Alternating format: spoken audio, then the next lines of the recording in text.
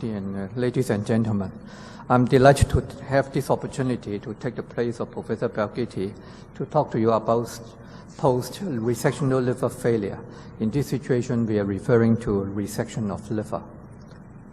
In the recent consensus meeting, post-resectional liver failure is defined as impaired ability of the liver to maintain its lymphatic, excretory, and detoxifying function, characterized by an increased INR and concomitant hyperbilirubinemia on or after postoperative day 5. So what are the clinical manifestations of liver failure at that period or at that time point? The patient continued to have increase in INR despite infusion of fresh frozen plasma.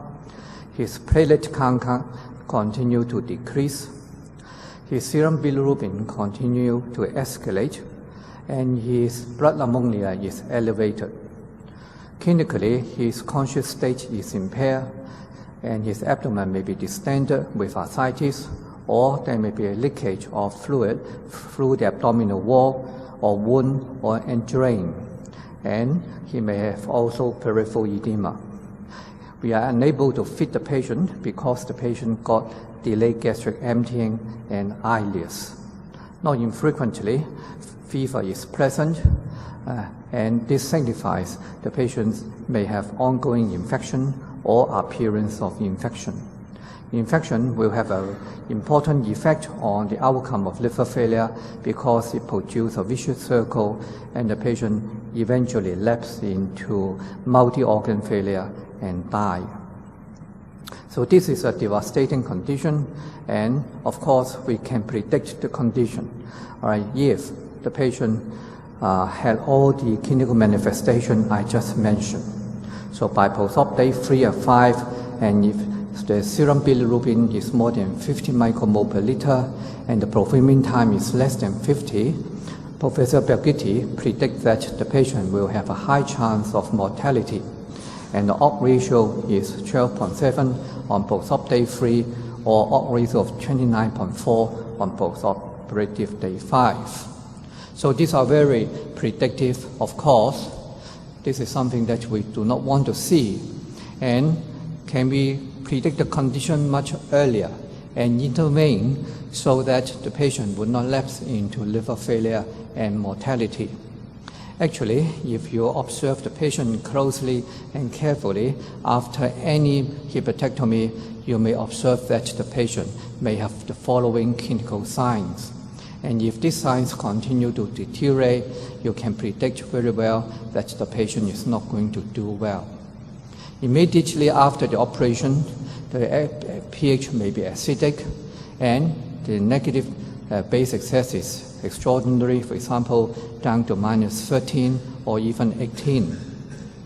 The patient may do not have enough urine, and he starts to retain fluid, and his serum bilirubin increase right after the hepatectomy on post-operative day 1. The INR is impossible to correct, and it gradually climbs up. Normally, for most of hepatectomy of normal liver, the INR may be in the region of 1.2 or 1.4. But if you see an INR of 2, then you will start to be aware that this patient may not do well subsequently. The hemodynamic is unstable, and he requires inotrope. And in this situation, of course, the patient may have double or triple inotrope. And again, all right, this is an alarming sign. His respiration is weak, and therefore we are able to extubate the patient from ventilator. Finally, clinically or biochemically, his AST and ALT are much elevated, and these are, of course, evidence of liver damage during the operation. So what are the things that we have to do before the late liver manifestation appear? That means, can we do something right from the beginning on post-op day 1, and that would not, of course, allow the patient to lapse into terminal liver failure on day 5. Firstly, we have to look at the record, the operation record, and the record of the patient before surgery.